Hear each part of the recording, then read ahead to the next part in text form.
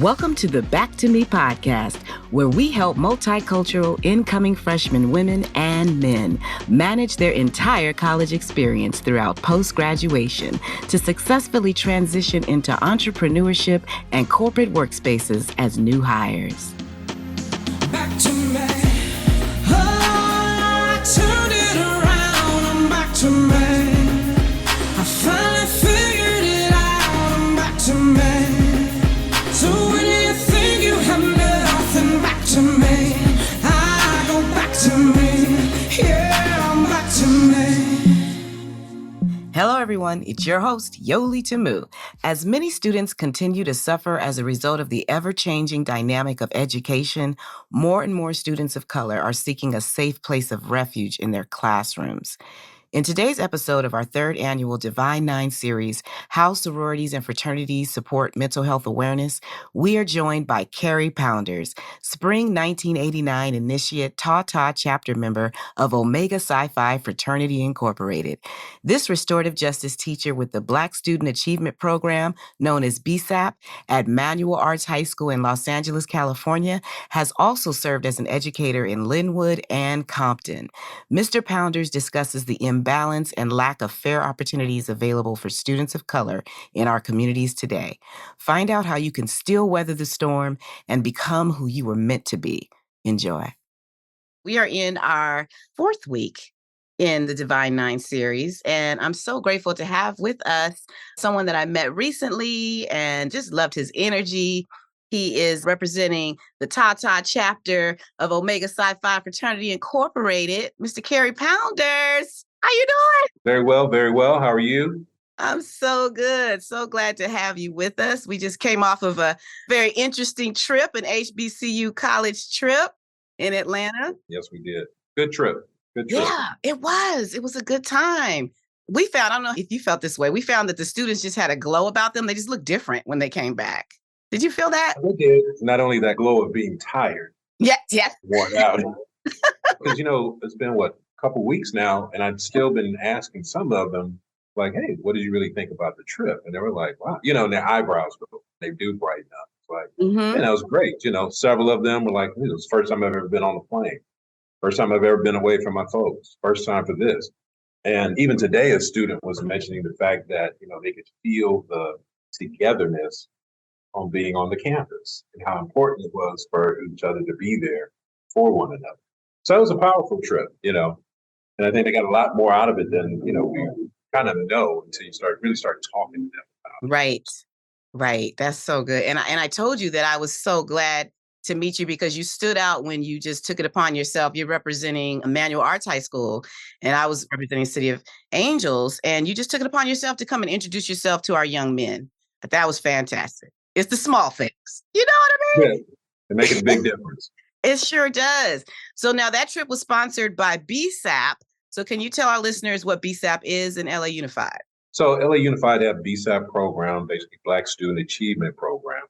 And the purpose of the program is to, one, help bridge the gap academically, because there is such an academic gap between, Black students, Hispanics, Asians, whites, and so on and so forth. While others' scores are going up, ours is staying the same, coming lower. So that's part of our task. The other part is just to, have a presence on campus with our Black students. It's also, give them support. I'm the teacher, so academically, we have PSW, so socially, emotionally, and then we have the counselor, of course, helps and supports with academics, and then we have the climate advocate as part of the team as well. To just, just a team to help support there on the campus, no matter what it is. Even though we are BSAP, Black students, we help with all the students. So that's right. They are our focus. So, And it's about time, there's so many other programs that do focus on other cultures. So, it was about time. Yes. Yeah. And there's still so much pushback. Yes. Amazingly. Like, what are y'all doing with a program? So, like, you deserve that. Right. What's wrong with you? Trying to achieve. Right. Trying to be better. Right. All the support is for us, not you. I love it. But the students appreciate it. Matter of fact, we were doing some senior interviews, exit interviews, projects that they had to do. And one of the questions that we put to them was, how have you benefited from the BSAP or the BSU, programs on campus? And one thing we were just talking about is like, man, I went to one kid said I was going to Fairfax. I hate to throw names out there, but they were going to Fairfax and now they're over here with the BSAP program. It's like, we didn't talk about it over there. Now we hear about HBCUs, and it's like, man, and now I'm in a classroom, at least a homeroom with other kids that look like me, where otherwise I may be the only one. So hopefully we can keep our homerooms like that next year, but I'm thinking it might not happen, but we're still there to support no matter what. Absolutely. Absolutely. Now, as an educator, as a Black male educator, I mean, you're a rare breed. And so, that's another reason why I'm just honored to have you. And I thought you'd be great to be here. I love to get the backstory. So I'm just curious to know what made you consider education and what led you to this place that you find yourself in.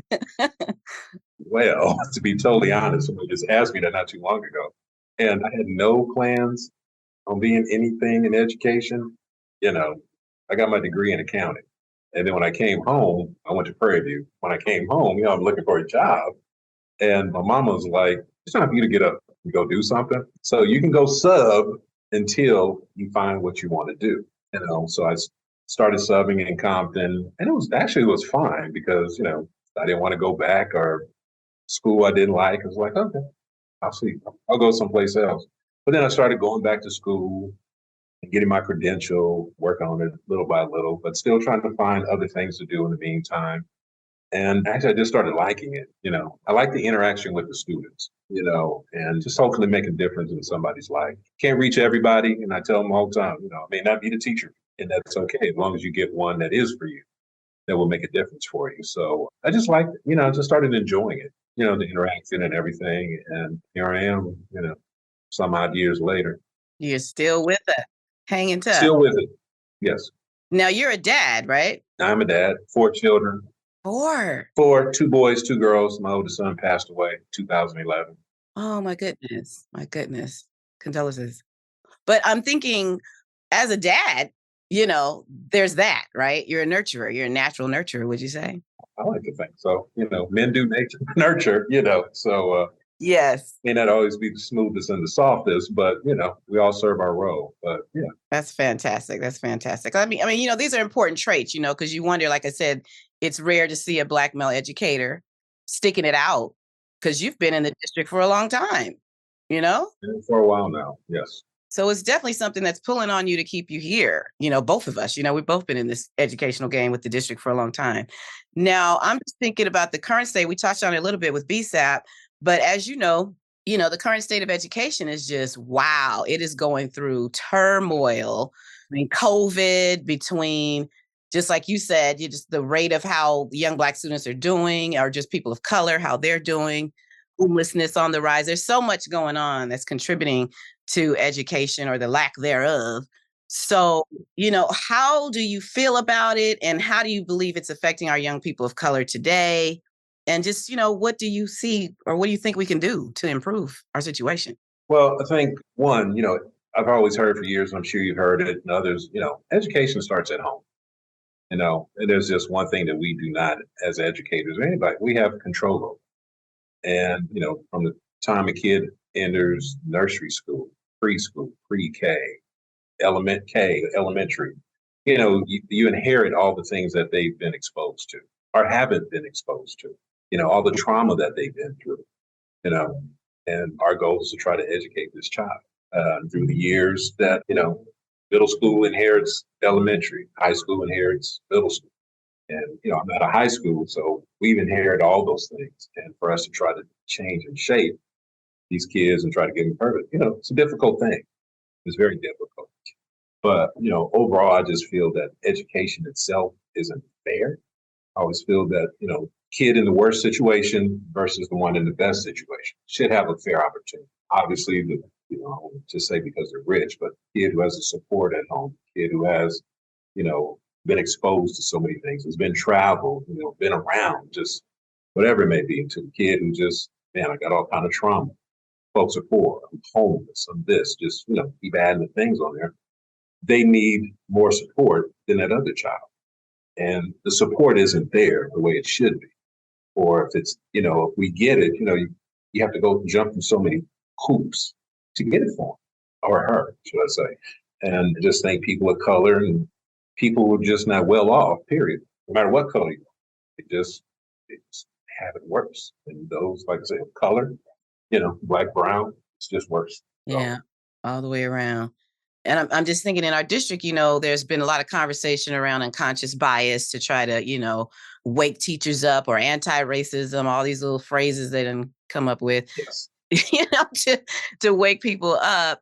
Do you have conversations sometimes about unconscious bias with your fellow colleagues of a different culture so that they can just be human instead of being confused or in fear? You ever have these type of conversations? I've led a PD on it twice, actually. And it was very interesting to hear or, not hear what people think and how they react to things. But I think the one thing that really stands out to me is a Caucasian teacher actually stopped me one morning, somebody I never hardly talked to. And we just literally had a candid conversation about that, and he's a white guy who lives not in the neighborhood. And in the conversation, he was just trying to understand, which I told him I appreciate. And this conversation actually for him is because his church is going through a transition, where more people of color are coming to his church. And he's just trying to understand. And I just told him ultimately, if you keep it as, look at me as a person, that's all I am. I'm just a person. It's not rocket science. How would you want your child treated? Right. It's kind of light bulbs going off. And I tell him, when we say we worry about things, I said, I, as a black man, I have to even worry in my own neighborhood, right? These kids can't just walk down the street freely in their own neighborhood, right? Because of concerns and safety. And I said, guess what? Even when they go to your neighborhood, they still have to be concerned. So where can they walk that's safe? So where they feel comfortable, and it's just really not fair. It's not fair to them because they don't have just the freedom to be free, to be comfortable. But, we've had the conversations and some get it. Even doing the PD, I just tell teachers, it's like, hey, if you have a black kid in your class, put some black stuff up. You got all this Hispanic stuff up. What about the black kid? Even what about the Hispanic kids that are just not from Mexico? They're South America. Let them be represented. It's just about being fair. Treat everybody equal. It's not difficult.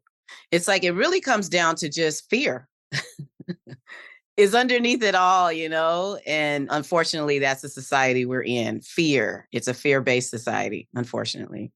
And it is, but I also think it's just the fact that you don't know, you haven't been exposed to it. You live in your circle, you live in your box or whatever, and to step outside that box is uncomfortable for you, But, America's built on fear. That's right. In the news, fear-based. Here's what's wrong. Look who got beat up. Look who got shot. Look who got raped. Look who's car accident. Let's follow this car chase. It's just ongoing. So You're so right. Well, I'm just glad you're there. Like I said, as a positive example, is pouring into these young people. And, we're here for this Divine Nine series, and I serve young people, particularly high schoolers heading into college, just that transition of what that's all about. And we found out that even leaving college and going into the workplace, there's equal anxiety, just transitions in general. And so when we think about being a part of an organization, I wanted to know, how has being a member of the Omega Psi Phi fraternity, served you or benefited you in your life? I think the main thing, one of our things is, of course, camaraderie and a friendship with our fraternity. And the other thing, that I've really found helpful, when they say, oh, join this organization, but it's been the networking, and a prime example of that is like my daughter she's now in St. Kitts, Neves, Virgin Islands. I don't know anybody there. She doesn't know anybody there. This is a foreign country. So I got on the network and said, hey, bro, do you know somebody that's from the Virgin Islands? And lo and behold, found a bro who's, on the East Coast, has family there, got in contact with his cousin, went by to see where my daughter would be living, went into the apartment to see if it was safe and, clean and all these things. Went around the neighborhood because he's there, and I never met this bruh before, but that's what we do. We the bruhs. So, we look out for each other. So, it's the networking. It's just a true friendship of the fraternity is what it's built on. So, That's fantastic. You can go anywhere around the world and find family. right, right. So my daughter has his number. If something needs to go, it's just great. Yes. That's fantastic. So you encourage young people, if they're interested in organizations, to maybe think about initiating as an undergrad or maybe a grad. How do you feel about that? Well, for me, I initiated as a grad because I was in college. I wasn't the best of students. So I didn't afford myself that opportunity. But I tell them if they have the opportunity, do things when you're younger.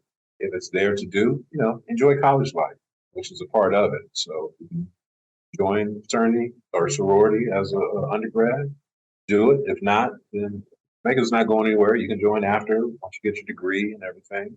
But just know why you're joining and what you're joining for, because Omega's not for everybody. The other 8 are not for everybody. So you have to do what fits you best. And if it doesn't fit you, then guess what? That is okay, because there are a lot of people who are not members of the Divine Nine, and they're just doing well. Yes, yes. Hey, or we're adjacent. How about that? There you go. I'm sorority adjacent to my mother. There you go. Oh, I love this. Well, like I said, I'm so grateful to you. Thank you for saying yes. Thank you for asking me. Absolutely. It just really warms my heart when people just say, sure, I'll come on there.